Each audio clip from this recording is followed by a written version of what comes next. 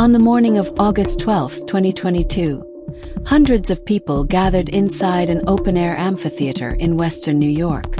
They had come to hear Salman Rushdie speak about something he understood better than most: the protection of writers forced to flee persecution. Rushdie took his seat beneath the stage lights. Then a man dressed in black rushed through the audience, climbed onto the platform and attacked him with a knife. In less than half a minute, a peaceful literary event became a scene of chaos. This is the attack on Salman Rushdie and the prosecution of Hadi Matar. Welcome to M.O.R.T.E.M.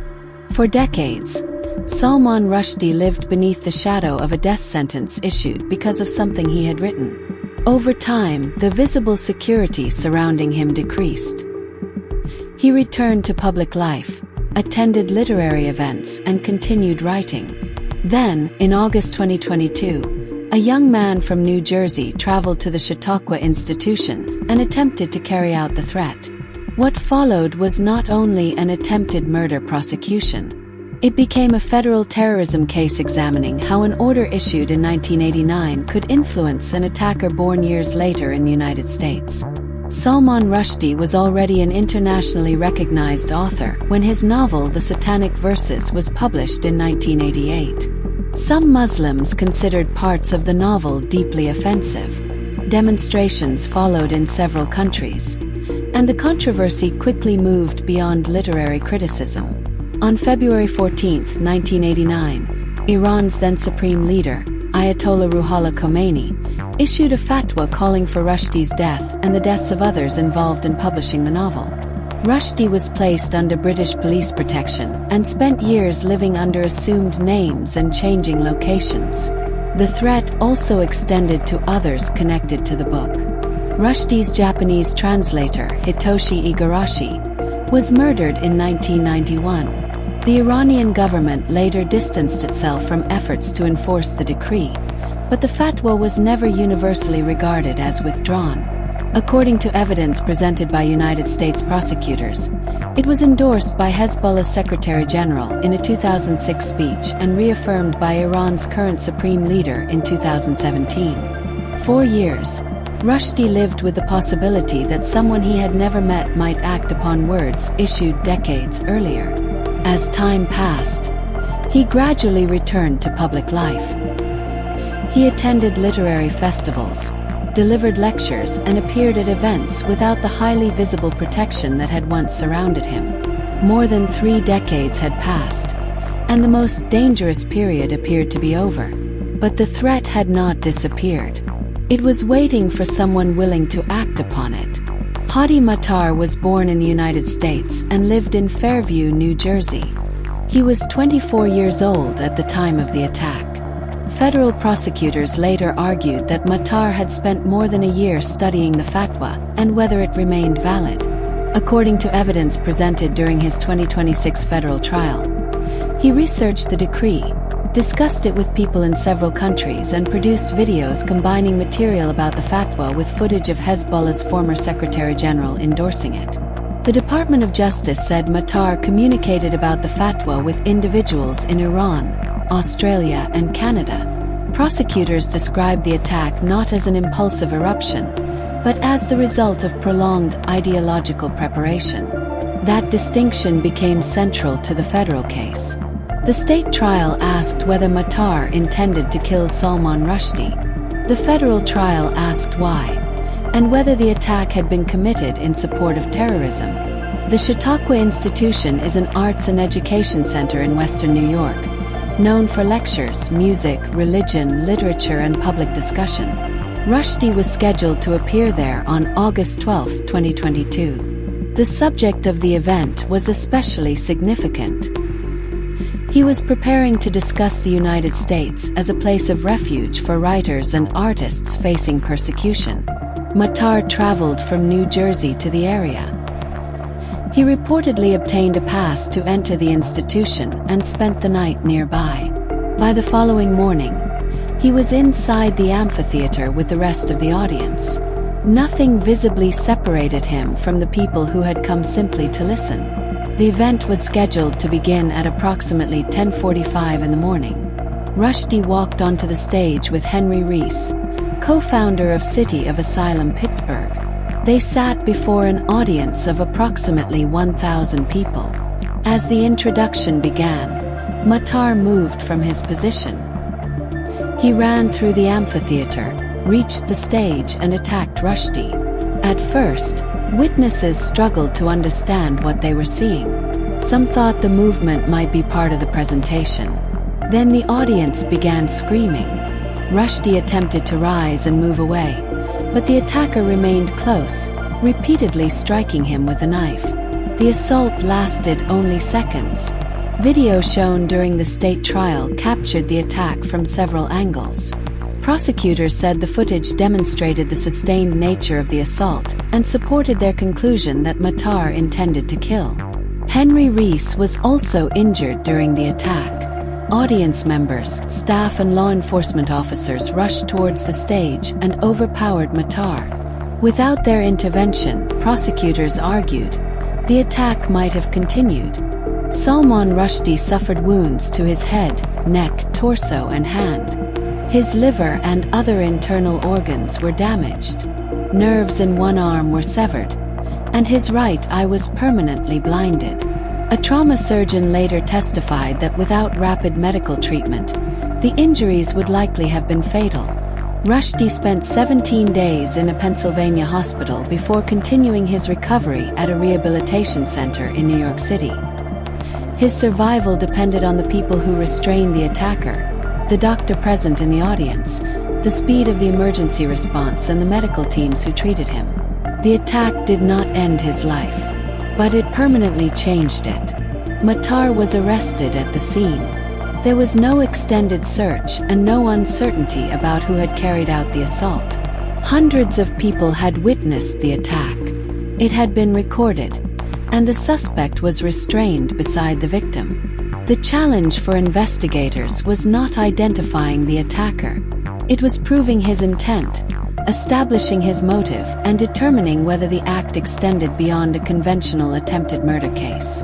New York authorities charged Matar with attempted murder in the second degree and assault in the second degree. He pleaded not guilty.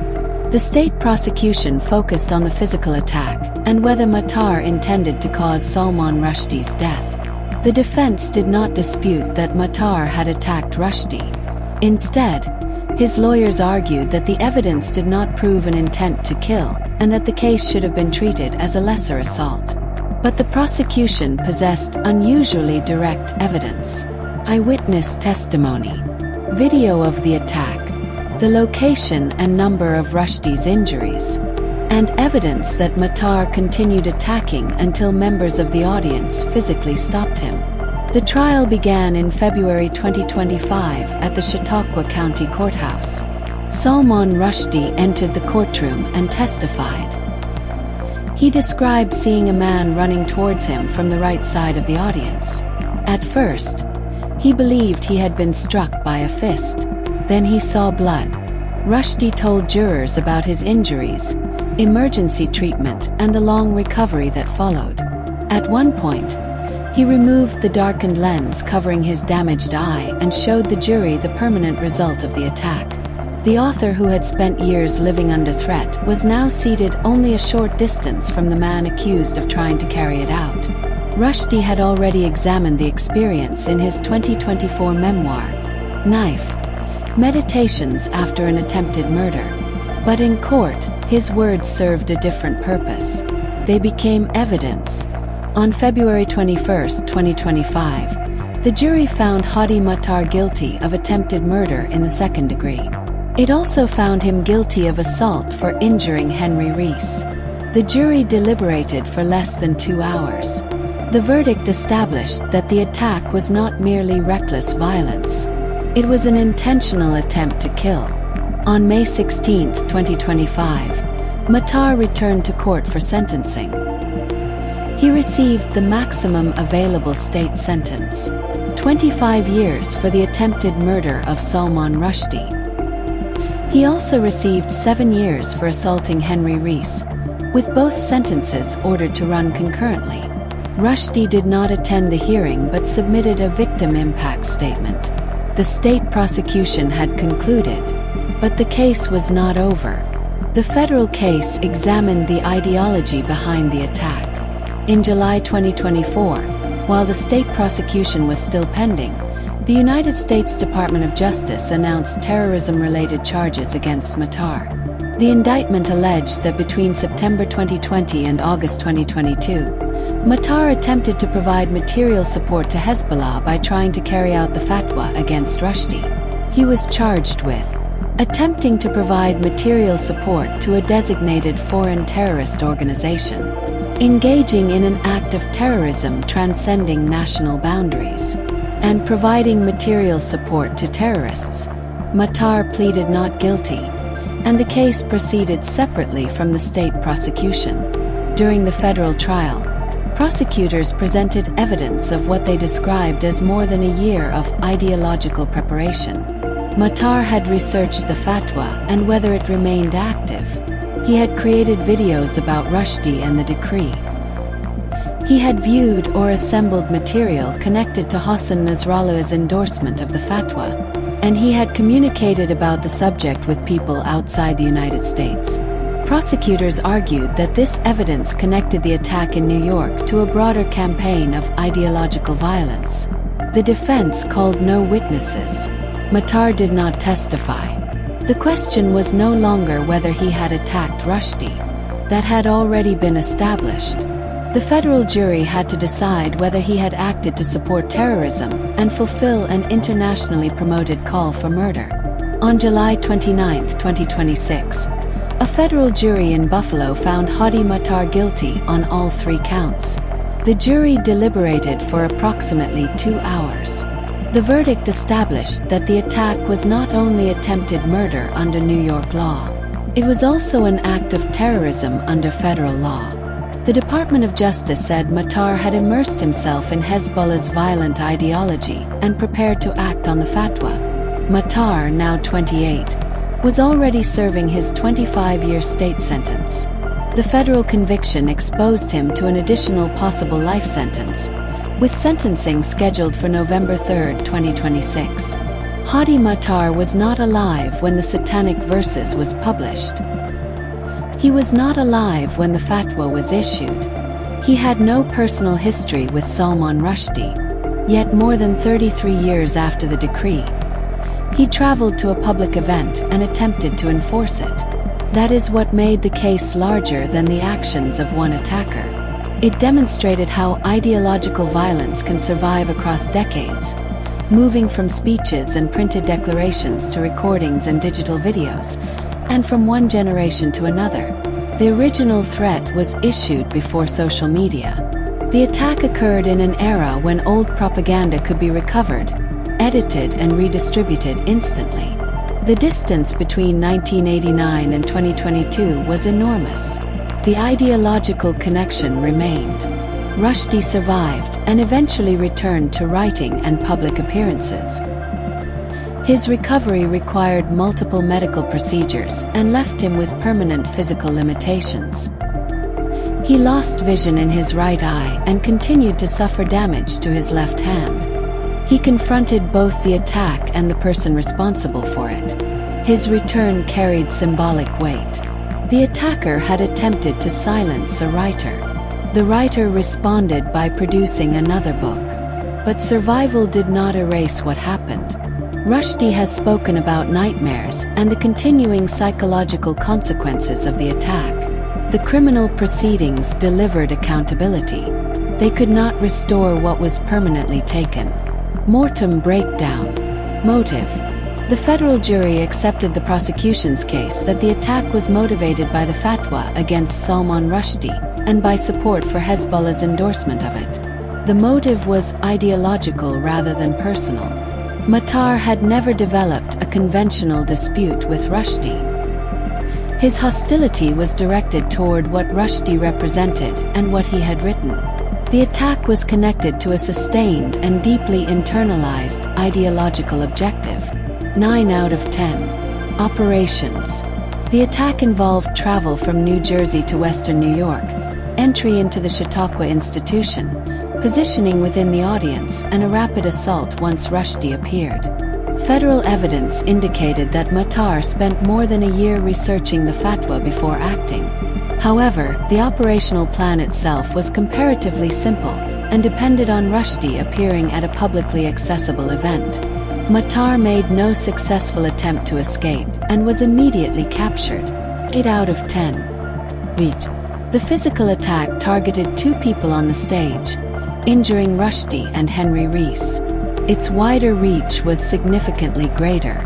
It affected the audience, the Chautauqua community, writers facing persecution and international debates over expression, religion and political violence.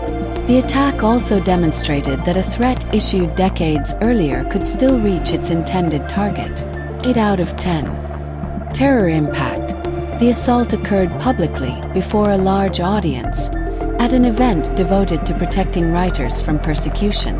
Its symbolic impact was therefore enormous. The attack revived global attention surrounding the fatwa and reinforced fears that writers may face physical violence for expressing controversial ideas. It also transformed a peaceful cultural institution into the scene of an internationally significant terrorist act. 10 out of 10. Execution style. Matar used a direct, close-range knife attack in a crowded public setting. The assault was rapid, sustained, and focused on vulnerable areas of the body. It required little technical sophistication but carried an extremely high probability of death. The attack ended only after audience members and security personnel intervened. 8 out of 10. Mindset. Prosecution evidence showed prolonged research, ideological commitment, and a willingness to carry out a decades-old death order against a person Matar did not personally know. The attack reflected rigid moral disengagement. Rushdie was treated not as an individual, but as the symbolic target of an inherited command. The preparation and ideological fixation extended well beyond a momentary emotional loss of control. 9 out of 10. Hadi Matar failed to silence Salman Rushdie. The state trial established attempted murder. The federal trial established terrorism. Rushdie survived and returned to writing. Thank you for watching M.O.R.T.E.M. Subscribe for more factual crime documentaries. Your support keeps the channel going and bringing more detailed factual events such as this. Remember to always stay aware and stay informed.